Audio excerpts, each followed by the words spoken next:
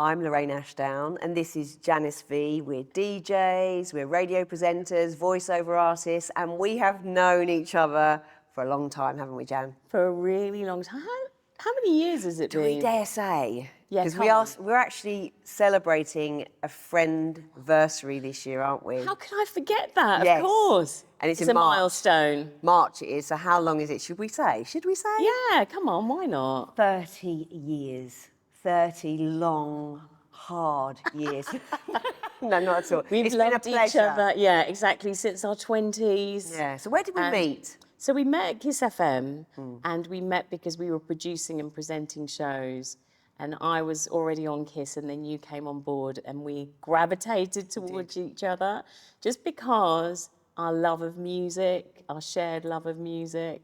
I think we do have a very similar outlook on life. Also, like, as you said, the music thing was the biggest thing. It drew us together, and we had been through very similar experiences musically as well, hadn't we? I mean, we both were heavily involved in the rave scene, loved house music, but also previous to that, loved soul, hip-hop, R&B, you know, all of those kind of genres, disco. Just everything, I mean, basically, we did gravitate towards each other because of the music, but also just because we've got a similar sense of humour as well. Yeah, and I think that's the good thing about us when we DJ out together. We both have a similar taste in music, so, you know, our sets always really flow, don't they? Yeah. But sometimes, obviously, you know, if we're doing a club gig, we might play soul, disco, funk, house music, which is kind of our go-to genres, but we're quite happy and quite at home playing open format, which we do when we play like birthday parties or weddings. Yeah, and what I love when we do that is that we always ask the person who's throwing the party, what is it you like? You know, can you give us some feedback? And it's always across the board because there's all generations, isn't there?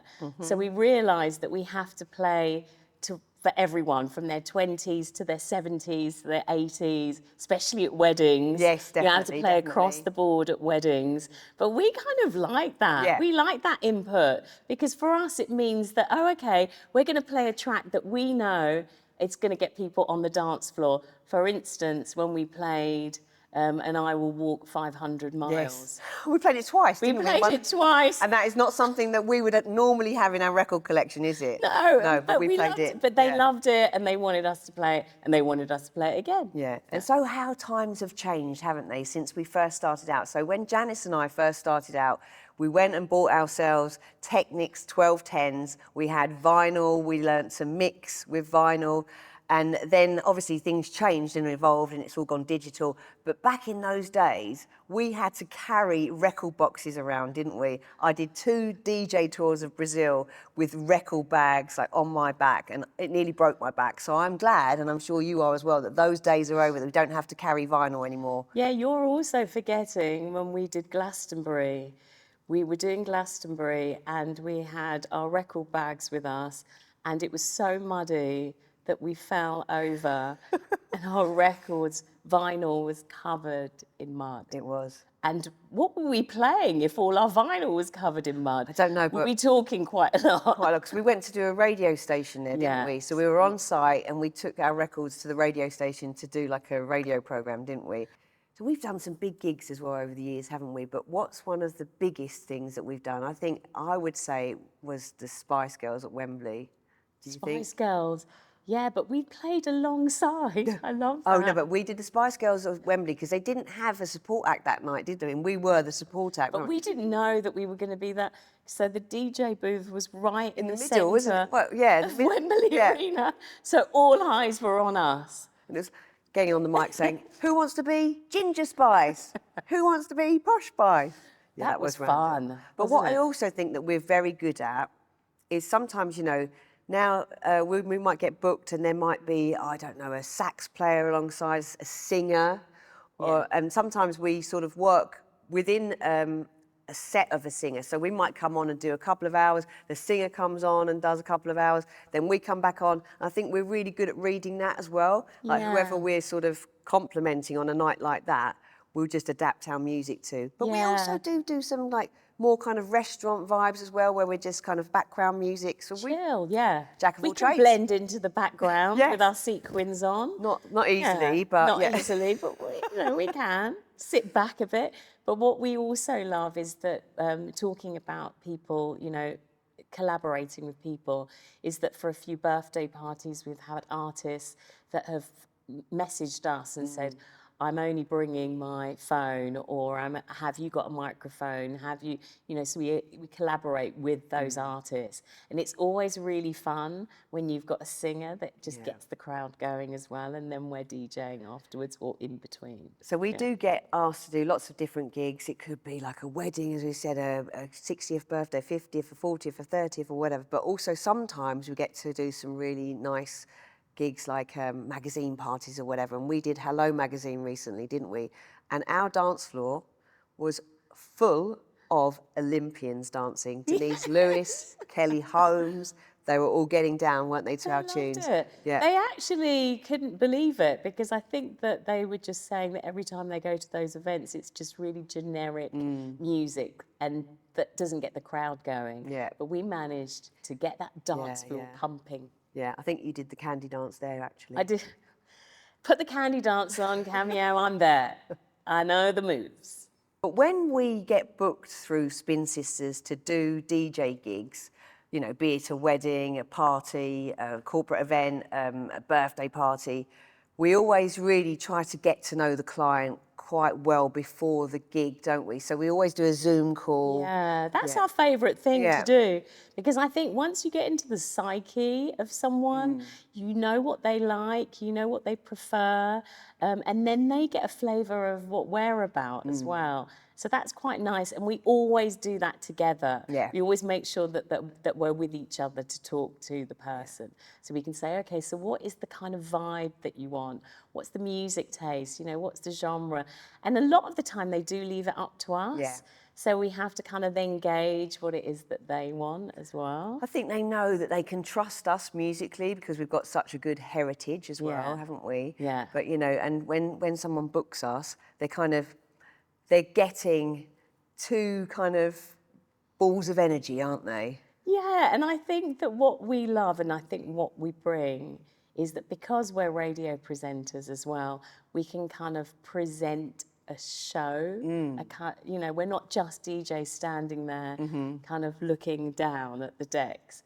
We actually engage with people, and I think, I don't know, we have to gauge it also, because you don't know if people are going to enjoy that or not enjoy that. So we do say, do you want us to get on the mic? Yeah. Do you want us to get the crowd going? That's it. We do that, don't we? Because what tends to happen if people want this to happen is because obviously, only one of us can be on the decks at any time. Like we may do like 3 back-to-back, or we may do half an hour back-to-back or whatever. The other one is usually quite heavily involved in the party, aren't they? So, I mean, if we're playing candy dance, Janice is quite often doing the candy dance with the party. As soon as that track comes on, I know the moves. So I get frustrated if no one else knows the moves. So I'm there on the dance floor choreographing the electric slide. Do you know, I still don't know how to do it. I can't believe you don't know how to do it. I looked it up, actually. I'm going to learn it. For our next gig, I'm going to learn it. I'm going to teach you, because it's really simple. I'm sure everyone else knows. You and I both used to do, you were a dancer, podium dancer, weren't you, back in the day? And I used to do... That sounds bad. I was an actual dancer, but I was asked to go to Rimini to do podium dancing. In all the Italian clubs. And that's weird as well, isn't it? Because both you and I, as I was saying earlier, we went through the same kind of history musically, because I spent a lot of time in Italy because there was the big Italian house scene at one point, the piano house scene. And I spent a lot of time out there, and you were out there as well, and we were like sliding doors. We didn't quite meet each other, did we? But, we were in the same kind of arenas. So when we say podium dancing, I was just, dancing on a higher level than everyone else. Not quite. No, exactly. But we've had some experiences over the years, haven't we? Yeah, well, I was going to ask, what's your funniest moment? So, like we were saying before, we're not just DJs, we're also hosts. So quite often we get asked to host events as well as DJ at them. So we do things with bands quite a lot. So especially like, when we were doing Kiss back in the day. We both do a radio show for My Soul now as well. So we're back kind of in that arena. We do a regular radio show. But back in the day with Kiss, we did, I'll never forget, we did, do you remember Moloko? I mean, you must remember that classic record by Moloko, Sing It Back. Well, we were asked to do their like album launch party and bring them on stage. And then we were asked to DJ afterwards, weren't we? And I'll never forget, we were both on stage and we used to kind of like, you know, break it up a bit. You'd say a bit of the intro, I'd say a bit of the intro. Anyways, Janice, you know, exits the stage right, and I go to exit the stage, but the whole of the band had now come onto the stage, so I couldn't actually get off the stage. So I had to stand through the whole of Moloko's set at the back of the stage, just basically pretending that I was kind of part of the band. All I needed really was a tambourine or something, wasn't it? It's just so awkward. I just, if the ground could have just... Yeah. Oh, hot gossip. And not even a great dancer. Showing our age there, but that's the thing. Yeah. You know, we have been through a lot. I think that's the thing with us as well. When we get a party going, we really get it going because we have got such energy, haven't we, behind the decks? I think that, I mean, it sounds like I'm blowing our own trumpets here, but people really warm to us, don't they? They really do. And we really love to get everyone involved. So I think we're very approachable and people just really like thrive off that energy and it brings the room up. Like Janice said earlier, we're never sort of hunched over the decks. We're always part of it and we're always singing along. Or, I mean, sometimes, like you said, you have to gauge it, but we did a wedding once where, you know, we've got the mic and stuff and basically Janice went out into the wedding and some of the crowd wanted to sing along, didn't they? So they're on the mic and it just, if it's, you know, obviously if it's not that kind of vibe, you don't do it. But it was that kind of vibe. Yeah. And it was,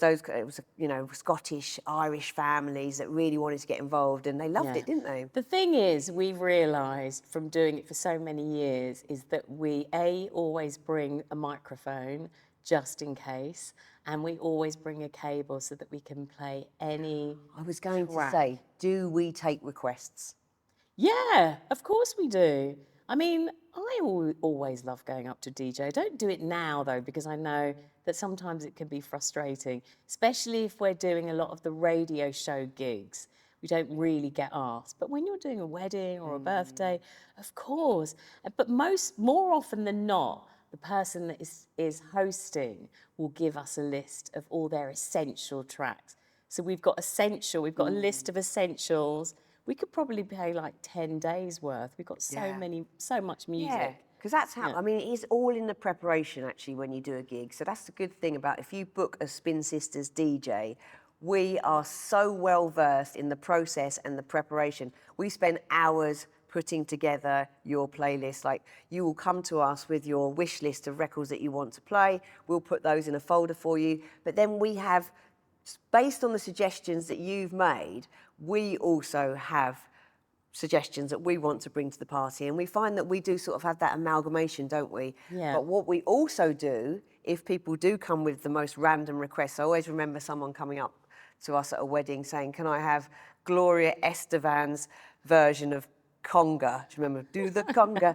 And we were like, we haven't got that, but we've got Spotify and we can plug it into the decks and we can bring that on for you. Yeah, so that's an important cable. We love that cable. It's really great, actually, to have that we can Nothing play. is beyond our reach now, is it? You literally can play anything you want. But back in the day, we would have had to have that on vinyl. Yeah, and we would so never we didn't manage. have a choice. No. Yeah. No. What is something that you think we always should bring when we do a DJ gig?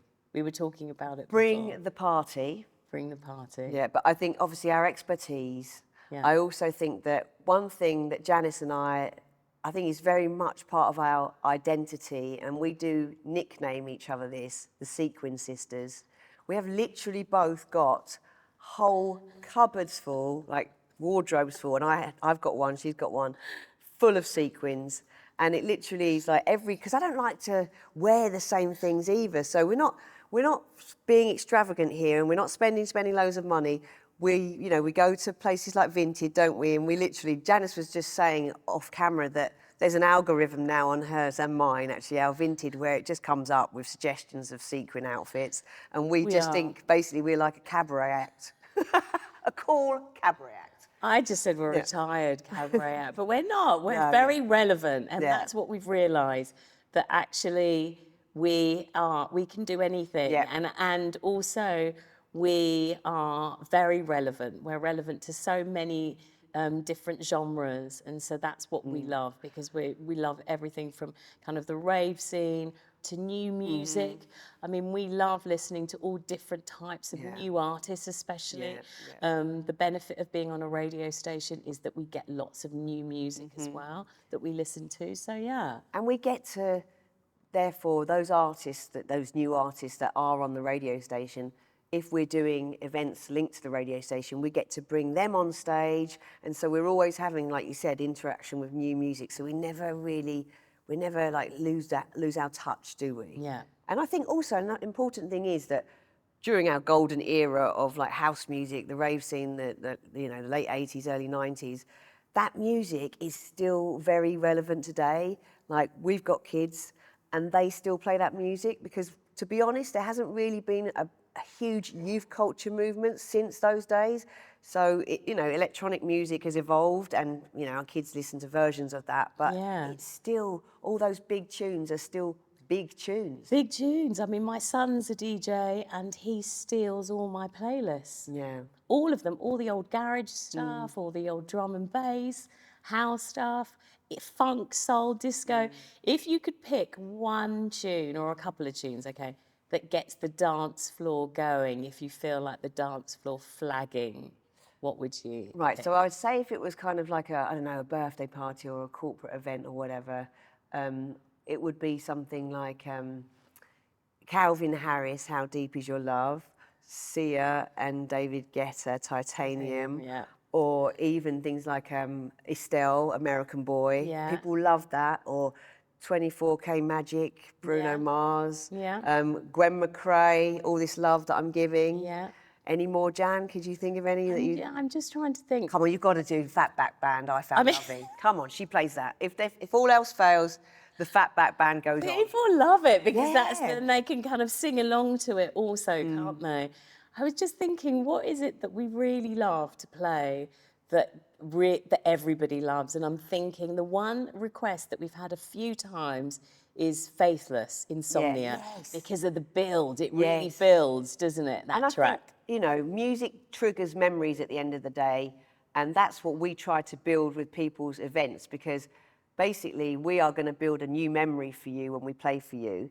And and to have all these kind of tracks from your years of listening to music amalgamated at your event, I mean, what more of a memory are you going to have? Yeah, and entertainment. Yeah, and we've always got a smile, and we're always warm and approachable. Yes. And so and I ask think... us anything, even tunes that we've never heard of. Yes, exactly. Because we're always being educated, aren't we? And that's what we like about it as well. Exactly. So I think So if someone went to book us as DJs for their event, what would you say our unique selling points are? I'd say the fact that we, can get involved. We get involved with the crowd.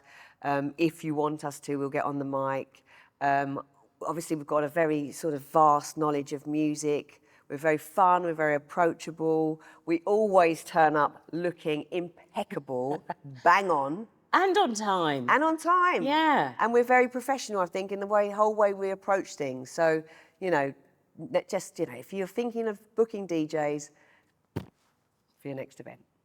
Exactly. And we know each other so well that we love doing back-to-back. So we will put on a couple of tunes, and then Lorraine will put in a couple of tunes, I'll put in a couple of tunes. And we always kind of get a feel for each other, but also the crowd.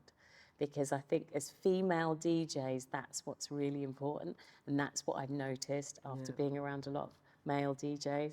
Not to cast aspersions on any male DJs, but female DJs, we really know the crowd, and you really look out to the crowd, and you really get a feel, okay, this is working, that's not working, so let's go in this direction. And I think it's down to that female quality that men have as well, but I think women have more of empathy. We're empathetic, we can tell what people want. Yeah, I think so. And there's no egos. Yeah. Yeah. I love it when I see women DJs. I'm just like, okay, here we go. Here's the party. Yeah. Because actually they just want to create an atmosphere and a vibe.